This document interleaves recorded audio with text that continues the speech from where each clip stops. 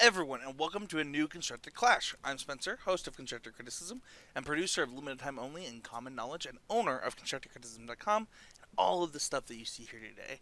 I am so excited about another Constructed Clash. We've gotten amazing feedback about the series. People love it. I love doing it. Let's talk really quickly about what's going on today. So, waiting for the new set to drop on Moto. What do you do in the meantime other than play one of the best formats, which is Pauper? And today, I'm playing kind of a really fun deck in my opinion. I'm playing Mono White Heroic. So this deck is either really bad or really good sometimes. And we're kind of going to see how it does against Mason this time, as I'm not quite sure what he's playing. I think he's either playing Elves or Tron. And I haven't played Pauper in like 2 months. So I honestly just don't remember what this deck's matchups are. But, we have 18 lands. We have 4 Lagonian Trailblazer. This card is probably, in my opinion, the best card in the deck. Whenever you cast a spell that targets it, you get a 1/1 counter on it.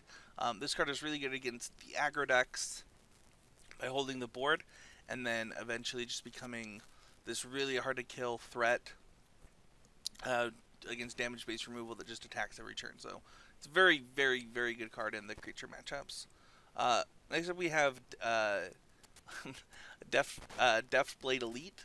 This card is not quite as good, but you need a maximum number of creatures, and then you can prevent all combat damage that would be dealt to it. So, to it. It also prevents the damage by it, but you can do both. Then we have Benevolent Bodyguard. This is a card that you kind of split between your main deck and your sideboard. It acts as a creature, but also acts as kind of just another protection spell in your deck. So it's like getting you the right number of creatures while also acting as a spell.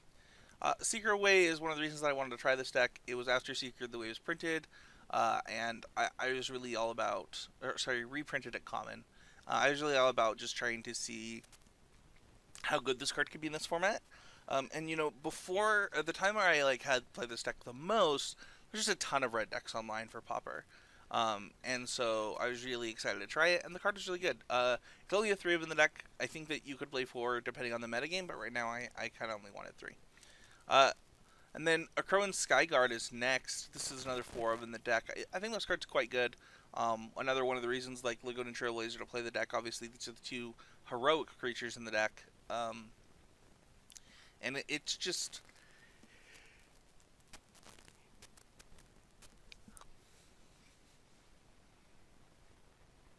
It's just evasive and huge, right?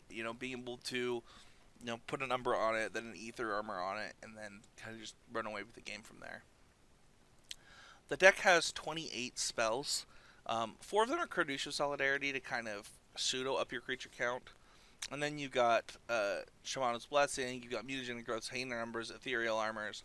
Emergence Scathed is the card that you choose to kind of protect your stuff so that you can, rebound it to continue to make it bigger. Defiant Strike acts as a way to pump your team at the same time as drawing, kind of cycling through your deck. So that's it for the main deck.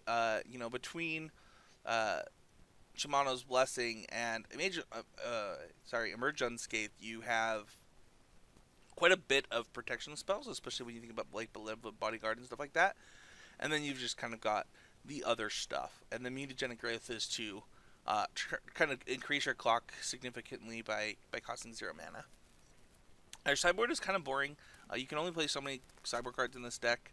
The first thing that you have is Guardian of the Guild Pack. This is good against a few different styles of decks that maybe play monocolored creatures or stuff like that. So against monocolored decks, it can be pretty good.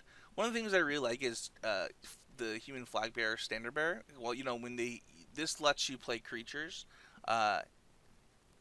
that protect you in certain matchups and things like that. So it's pretty cool. Then we have Benevolent Bodyguard. We got more Sacred Cats and Lifelink, stuff like that. One thing that you'll notice is I don't have many of the Obsidian Acolyte. So this card has protection from black, and you can give target creature protection from black until end turn.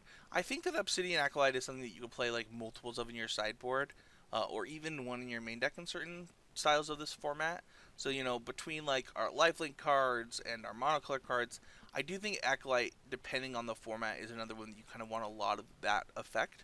But right now, there's just one, but kind of just giving you a look at the deck before we go into the match. I don't think Mason is playing mono black, so I'm not too worried about it, but that is something that, if he is, we're at a disadvantage because we only have one. So, but that's it for this deck tech. We're going to go get into our match with Mason. Don't forget that you can support this content by go to patreon.com/ccmtg, become a patron of, the content that we're doing.